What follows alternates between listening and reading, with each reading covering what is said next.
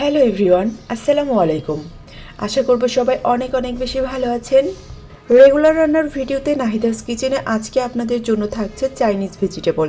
40 থেকে 50 জনের রান্না ইজিলি করে ফেলতে পারবেন খুব সহজে আর এই অল্প উপকরণেই। সারা বছর জুড়ে যে ভেজিটেবলগুলো আপনারা পাবেন সেগুলো দিয়েই আজকের কিন্তু এই রান্নাটা আমি কমপ্লিট করব। চাইনিজ ভেজিটেবল নাম শুনলেই মনে হয় এই রান্নাটা হয়তো অনেক কঠিন একটা রান্না। তাই অনেকেই আছেন মেহমান আপ্যায়নে হয়তো এই রান্নাগুলো করতে খুবই ভয় পান। আজকের ভিডিওটা দেখুন আর এইভাবে বাসায় ট্রাই করুন। ইনশাল্লাহ ইজিলি আপনারা 40 থেকে 50 জনের রান্না খুব সহজে আর অল্প সময়ের মধ্যেই করে নিতে পারবেন। সেদ্ধ করার কোনো ঝামেলা নেই, বাজার থেকে এক্সট্রা মশলা কিনে আনার কোনো ঝামেলা নেই, বিভিন্ন রকমের সবজি কিনে আনার কোনো ঝামেলাই নেই। ঘরে যে সবজিগুলো আছে ঠিক সেই সবজিগুলো দিয়েই আপনারা এই রান্নাটা কমপ্লিট করে ফেলতে পারবেন। তাহলে চলুন দেরি না করে ভিডিওটা স্টার্ট করে দিচ্ছি। প্রথমে আমি সবজিগুলো সুন্দর করে কেটে নিয়েছি। এখানে আমি নিয়েছি পেঁয়াজ কুচি। পেঁয়াজটাকে কিন্তু আমি মাঝখান দিয়ে শুধু 4টা ফালটা দিয়ে তারপরে ওইগুলোর পিসগুলো আলাদা করে নিয়েছি ঠিক এইভাবে। তো আপনারা এভাবেই নেওয়ার চেষ্টা করবেন, কেননা চাইনিজ ভেজিটেবলের পেঁয়াজগুলো ঠিক এরকমই হয়। দেন এখানে আমি ক্যাপসিকাম নিয়েছি। ক্যাপসিকামটাকে একটু ছোটো সাইজ করে কেটে নিয়েছি। আপনারা আপনাদের পছন্দ মতো সবজিটা কেটে নেবেন। দেন গাজর নিয়েছি, তবে এগুলো খুবই পাতলা করে স্লাইস করতে হবে। এখানে নিয়েছি পেঁপেটাও কিন্তু আমি গাজরের মতোই পাতলা করেছি। একটু পাতলা করে কাটার চেষ্টা করবেন, তাহলে সবজিটা খেতে বেশি ভালো লাগবে। আর নিয়েছি চিকেনটাকেও কিন্তু আমি লম্বা করেই কেটে নিয়েছি। চিকেনটাও একটু পাতলা করে লম্বা করে কেটে নেবেন। অতিরিক্ত মোটা করতে যাবেন না বা অনেক বড় বড় পিস করতে যাবেন না। আর সাথে 2টা আস্ত কাঁচা লঙ্কা মাঝখান দিয়ে ফালি করে নিয়েছি। এবার এক্সট্রা ভার্জিন অলিভ অয়েল দিয়ে দিব সামান্য পরিমাণ। আপনারা যে তেলটা খান ওই তেলটাই দিয়ে দেবেন। তারপর দিয়ে দিব রসুন কুচি আর আদা কুচি। এখানে কিন্তু রসুন কুচি আর আদা কুচিটা দেওয়ার চেষ্টা করবেন। আদা রসুনের পেস্ট বা রসুনের পেস্ট এগুলো দেবেন না। এবার একটু ফ্রাই করে নেব যতক্ষণ পর্যন্ত না কালারটা চেঞ্জ হয়। যখন কালার চেঞ্জ হয়ে আসবে দেখবেন যে সুন্দর একটা স্মেল আসছে। দেন এখানে চিকেন দিয়ে দিব। চিকেনটা দেওয়ার পরে চিকেন ভালো করে সেদ্ধ করে নিতে হবে, মানে ভেজে নিতে হবে। বেশ কিছুক্ষণ সময় নিয়ে কিন্তু চিকেনটাকে খুব ভালো করে ভেজে নিতে হবে। যেহেতু ভিডিওটা লং হয়ে যাবে এই জন্য আমি স্কিপ করে দেখিয়েছি। এবার আমি গাজর আর পেঁপে দিয়ে দিব।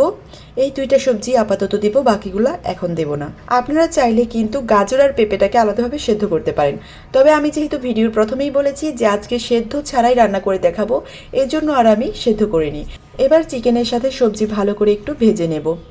যখন ভাজবেন তখন দেখবেন যে সুন্দর একটা সুঘ্রাণ আসছে, তখনই বুঝতে পারবেন এটার ভাজা কমপ্লিট হয়ে গেছে। তারপর এখানে 1.5 কাপ পরিমাণ পানি দিতে হবে। যেহেতু চাইনিজ ভেজিটেবলের সবজিগুলো আস্ত রাখতে হয়, তাই এই পানিটা কিন্তু পরিমাণ করেই দিতে হবে। বেশি পানি হয়ে গেলে কিন্তু এই সবজিটা একদম গলে যাবে, তখন দেখতেও ভালো লাগবে না, খেতেও ভালো লাগবে না। এবার পানি দেওয়ার পর বলক চলে আসলে তখন আমি এটাকে ঢেকে দেব। ঢেকে কিছুক্ষণ রান্না করব। কিছুক্ষণ পর ঢাকনা উঁচু করে আবার নেড়ে দেব। যখন 30% রান্না হয়ে যাবে তখন এখানে ক্যাপসিকাম দিয়ে দিতে হবে, সাথে দিতে হবে পেঁয়াজ আর ক্যাপসিকাম দিয়ে কিছুক্ষণ নাড়াচাড়া করার পরে আপনারা চাইলে কাঁচা লঙ্কাটা দিয়ে দিতে পারেন। আমি এই মুহূর্তে দিয়ে দিচ্ছি। আমি এখানে 1টা কাঁচা লঙ্কা দিয়েছি, বাকি একটা দেইনি, কারণ অতিরিক্ত ঝাল হয়ে যেতে পারে, যেহেতু কাঁচামরিচটা খুবই ঝাল। এই মুহূর্তে কিন্তু লবণ দিতে হবে। তারপর দিয়ে দেব সয়া সস আমি এখানে 1 টিস্পুনের মতো দেব।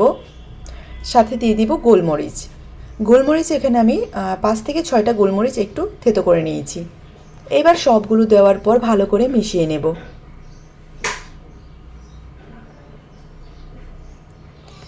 যখন রান্নাটা 80% কমপ্লিট হয়ে যাবে তখন কিন্তু এখানে আমি দিয়ে দেব কর্নফ্লাওয়ার। আমি আগে থাকতেই 2 টিস্পুনের মতো কর্নফ্লাওয়ার একটু গুলে রেখেছিলাম, আপনারা পরিমাণে একটু চাইলে বেশি দিতে পারেন। এবার সবগুলো একটু মিশিয়ে নেব, নিয়ে কিছুক্ষণ রান্না করব। যখন রান্না করবেন তখন দেখবেন যে ধীরে ধীরে ঝোলটা গাঢ় হয়ে আসছে। এবারে আবার সামান্য পরিমাণ গোলমরিচ উপরে দিয়ে দেব। তারপরে আবার বেশ কিছুক্ষণ রান্না করব। যখন দেখব যে ঝোলটা রাখার পর্যায়ে এসেছে, মানে আমি যতটুকু রাখবো ততটুকু পর্যন্ত হলেই এটাকে বন্ধ করে দিতে হবে। তবে ঝোলটা একটু বাড়িয়ে রাখবেন, কেননা এটা কিন্তু ঠান্ডা হতে হতে আর একটু টেনে নেবে। এই যে দেখুন গরম অবস্থাতে ঝোলটা এই পরিমাণ রেখেছি, কিন্তু এটা ঠান্ডা হওয়ার পর আরও কমে যাবে, তাই চেষ্টা করবেন একটু বাড়িয়ে ঝোল রাখার। বাই দ্য ওয়ে, ভিডিওটা কেমন লেগেছে অবশ্যই কিন্তু কমেন্ট বক্সে জানাবেন। ভিডিওটা ভালো লাগলে একটা শেয়ার করে দেবেন। ভালো থাকবেন সবাই, আসসালামু আলাইকুম।